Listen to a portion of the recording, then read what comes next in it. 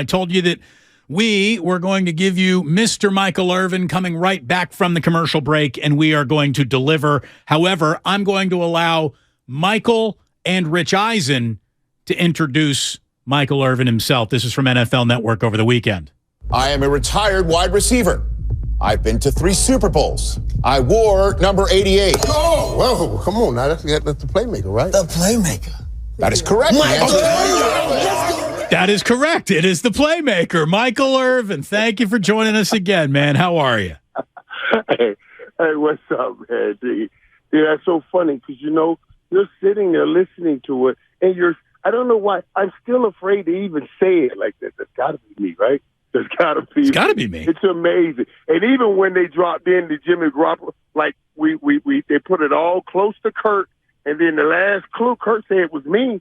The last clue was I overthrew Emmanuel Sanders in the Super Bowl. I said, "Oh, that's Jimmy G." You know what I'm saying?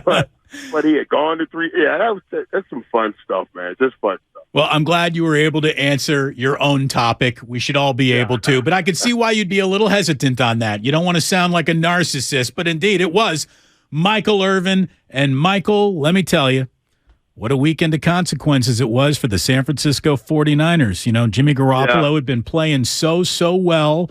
Now here comes Brock Purdy, and today everyone is trying to figure out the math on how much things are going to change. And there is a possibility that for the 49ers, not that much changes. Now, where they go, who knows? But the game plan week to week seems to happen in about a 15-yard box around the line of scrimmage. And that's what Kyle Shanahan, I think, is going to be calling for Brock Purdy. And it happens, that 15-yard box is a physical box. And now, that first play, boop, boop, I said, ooh, this is a matchup. I took Miami because of that matchup. I said, man, San Fran plays a lot of zone. You got this kind of speed. And it's not that he's holding on to the ball. He's going to hit it. He's going to be hitting the pocket. It'll be gone. He did the first play, but then it got shut down. That defense, man, it played. Now, it just showed up and showed out. I still would love to have seen that game without Tua being so, I don't know why he was so off early in that game. I mean, it was so visibly off. Like, where are you throwing that football? I'd like to see how that thing played out. But I think Purdy did a great job. Purdy stepped in and played a great game. Now, you see how that thing changes when people start preparing for him.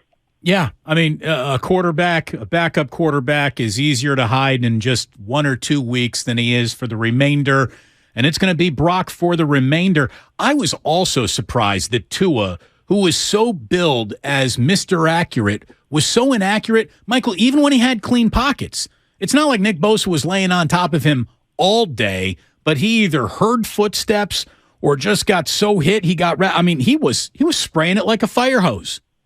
He was. It was. I mean, honestly, it was like almost as this the stuff that made people think, no way you gonna make it in the NFL. This the stuff that made people say, what? When Tyreek Hill says he's one of the most accurate. Tyreek Hill said it before the season started, and we were like, what? No, but that I was like, wow. I was shocked. I thought maybe the moment was big because Coach had talked about it. They were coming back. I'm sure they want to win for Coach McDaniel, and I'm sure they want to win. But I thought San Fran gave them a lesson in physical football. Oh, I know y'all think y'all playing physical football over there in that the AFC stuff y'all doing. But let me just taste you with. That was a brand of physical football. Y'all fast, but we physical, and we won this game. How much do you think Miami's offensive difficulties were dictated by the fact that they didn't want to run the ball at all? Did they feel like, just in the way you looked at it, did they look like a team that didn't believe it could be as physical as the 49ers, or did the game just simply dictate that they not run the ball more than 8 times? Well, you know what? That's such a great observation because that's exactly what that's saying. That's saying we capitulate to that. we give in to that. We're going to let y'all have that. We're not even going to try. We're not even going to try. And then Mike McDaniels talked about it. I wanted to see how my team perform in this environment. And I was like, whoa, okay. So you're worried about the bigness of it. Because a lot of times the things are, and they're not smoke and mirrors. They do have that kind of talent. They do have that kind of asset on that football team, that kind of speed and everything. But if you're beating people and you don't necessarily believe it, you come up against a team like this, just test your manhood. So I thought that was interesting that he was saying that he was saying things like that. And I said, man, this environment got to them. That's why I thought Tua was just throwing high, because maybe I thought he was hyped or something, man. But he was off early. So, Michael, I began the show today by trying to just be realistic about what happened to the Niners. And in the history of football, you know, when you have to, this late in the season, go to a backup quarterback, very rarely does that end, you know, with the biggest prize that the sport allows. So I don't even know if that's really the goal anymore. However, most percentages, you know, you go from you got a starting quarterback to now you don't. You go from a chance to win the Super Bowl to a 0% chance. The nicest thing I can say about Brock Purdy and the way that the 49ers play and how good this defense is their percentage to win the Super Bowl is not 0. I don't think it's greater than a single-digit number now, but it's not 0. And most NFL locker rooms who went through what the Niners went through yesterday, it would fall to 0. Do you agree that they still have a pulse? Yeah, I do agree. I do agree. And you're absolutely right. Those things happen to a starting quarterback. Usually it goes to 0. It's funny you mention that, because I thought about Cooper Rush when Purdy came in that game. And I thought about when we saw Dak go down like that, all of our hopes went to 0. You know what I'm saying? It was like, oh God, we're done. You know, and Cooper Rush stepped in and saved the day. Now, Purdy, dude, let me tell you something now. Let me just say, you know, Purdy looked like a smart player, like he was doing things right way, just getting rid of the ball, doing what he has to do. I felt like, whoa, I'm so comfortable with this dude here playing quarterback right now. I said that on the day. Said that today. Well, I said about Baker Mayfield, but you got to understand, like he looks may not be the most physically gifted, but he looks like a smart football player. And a smart football player that just runs the game plan and get the ball in the hands you're supposed to get the ball in. Yeah, I don't think it's 0. I don't think it's 0. And I think Kyle Shanahan, though there's not something he wants, I think he enjoys a challenge like this. This is what happens. Challenges like this are when you grew up and your dad was the head coach and you were a baby. I said this on TV today. Kyle Shanahan was a baby, and he's sucking in the bottle, reading coverage. He said, that 2, couple 3, couple 2, you know what I'm saying? when you work that way, when you grow up that way, you get a kid like this right here that's a smart kid, you can figure out ways to win games. So, no, it is not 0. I do think it jeopardized some things, you know, experience as we get up bigger games. Purdy now going to start hearing about how good Purdy is. Now he has to try to maintain your greatest hope, and it's okay to dream like this, is to say, what if Purdy is Tom Brady?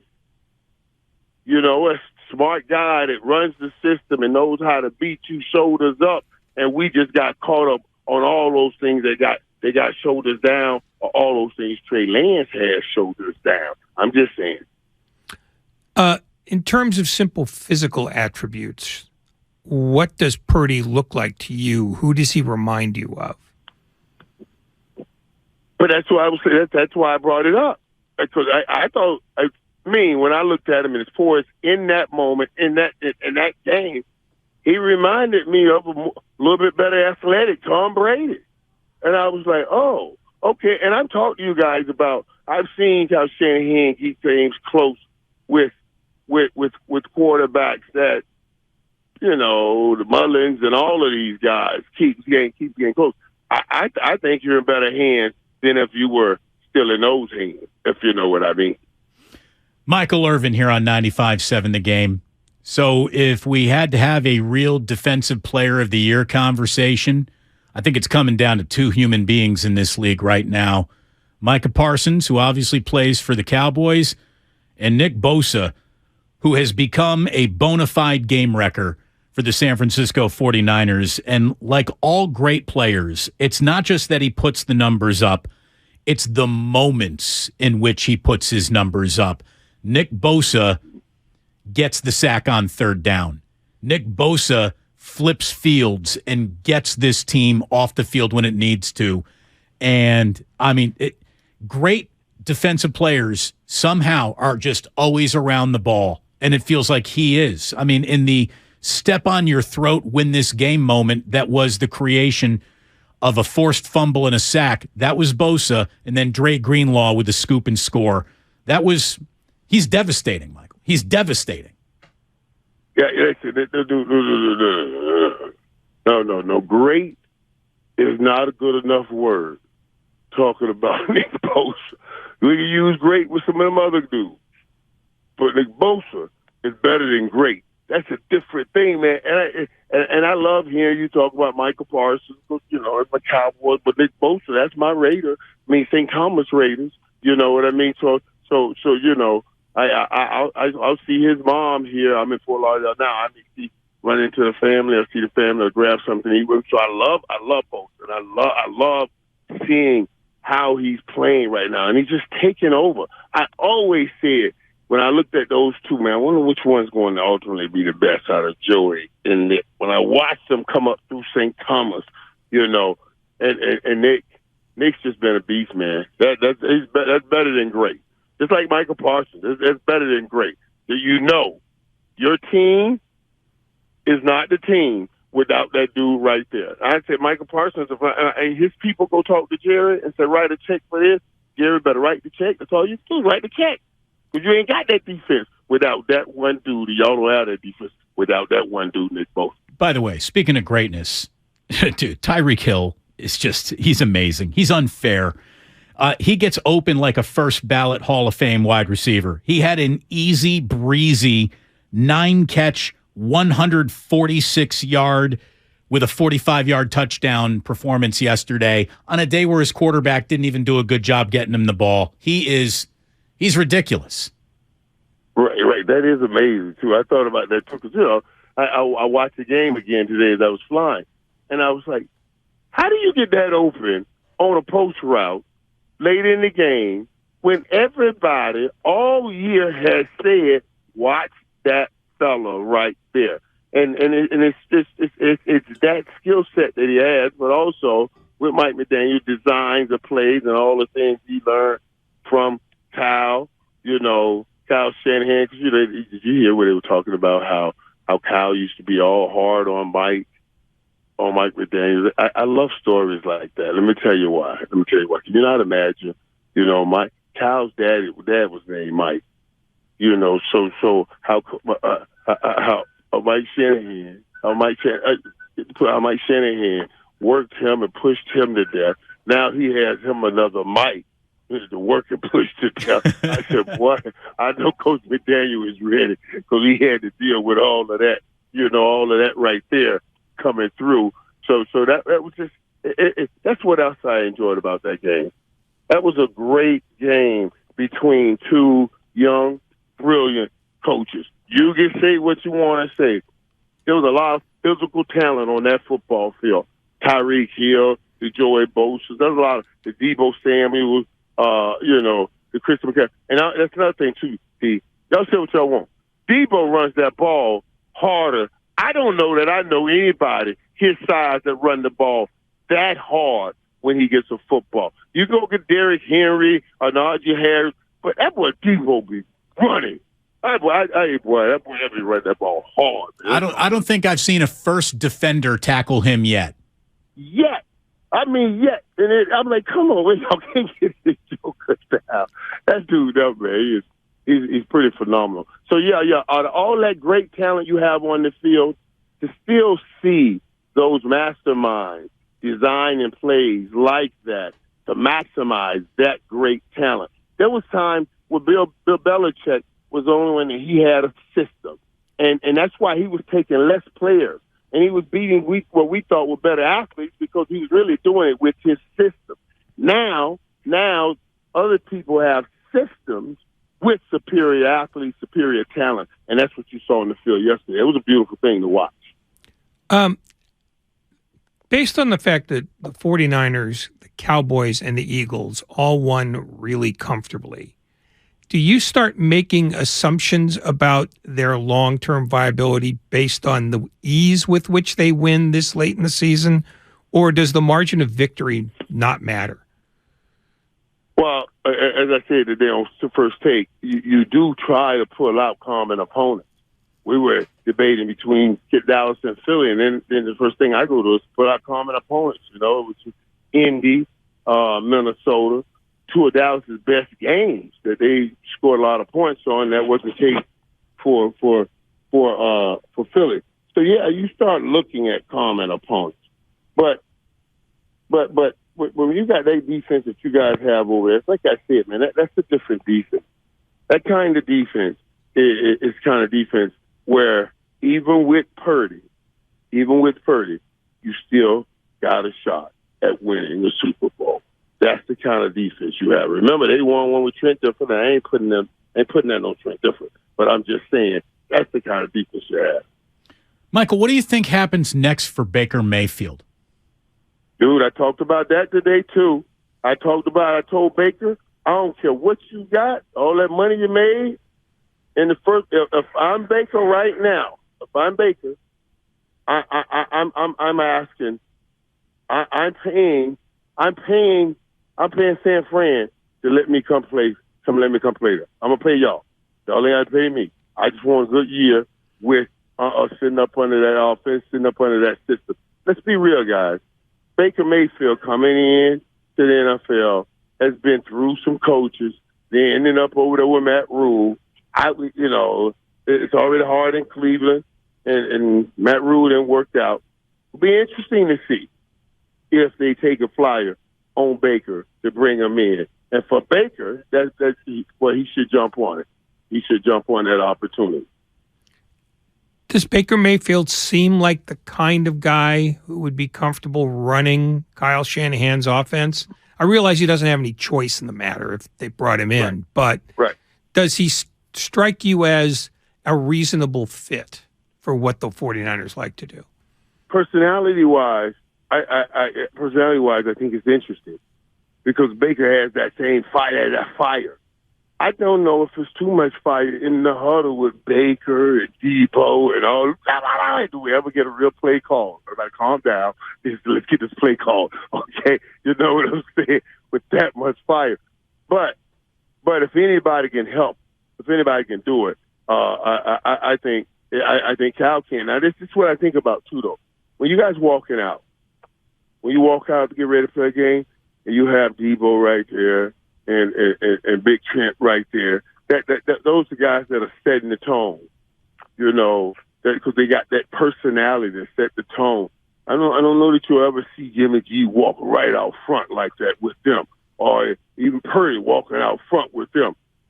You will see Baker trying to walk right on up in there, like, yeah, here we come, because he has that kind of feistiness. You know what I mean? Speaking of personalities setting tones, I need to ask you about your friend Deion Sanders. We talked about it on Friday. Might he take the Colorado job? And over the weekend, he did. I've already seen his goodbye speech to the players at Jacksonville State. I already saw him put a room full of Buffaloes on red alert in his now I'm coming speech. I'm telling you, I wish I had some eligibility left. Maybe you even do, too. I want to go play for Coach Prime. Look out. Buffaloes are back, baby. Isn't it amazing, too? Now, remember what I also said now. I said, I know he's about his purpose. He's about his purpose. But sometimes, you know, as Tom and I have talked about all the time, I said to Deion, God doesn't give you a vision without giving you provision for the vision. You know, so that's why I said to you, because Tom and I say this all the time. if it's God's vision, He'll give you provision for that vision. So I know Tom got great things to do. We always talk about the calling on his life and great things to do. But it takes some provisions to fulfill those visions. And I know he said it ain't about that bag. I texted him. I said, if it ain't about that bag, can you please send it to me so I can help me take it all. I loved his line where he said, I don't chase bags. Bags chase me. Yeah. I'm so happy for him, though. Now, this is interesting, too, now, y'all, because that's a hard job over there. Deion's known Florida all his life and everything, and, that's a hard job over there. And it ain't like it's a destination site. So for him to draw people there, it's going to take all of his prime in his time. But I guarantee you, I've said this before, and I'm going to say it again. Everywhere Deion goes, wherever he goes, when he leaves, it'll be better than he found it. And there's no getting around it. It'll be better than he found it. That's just how he is. When you're watching the Cowboys last night and the fourth quarter is unfolding the way it is, how much of you says, all right, get the starters out of there so nobody gets hurt, and how much of you says, I'll run up another couple of touchdowns because this is too fun to watch? Well, the good thing about last night was the guys on defense was also scoring touchdowns and having fun. See, that I don't have to pull off. I can say get the guys out on offense, but if the backup guys on defense still coming in here, picking up balls, guys, then you're like, oh, okay, that's a great thing. Because now I want that momentum, and I want that feeling. I want that feeling of togetherness and winning big like this.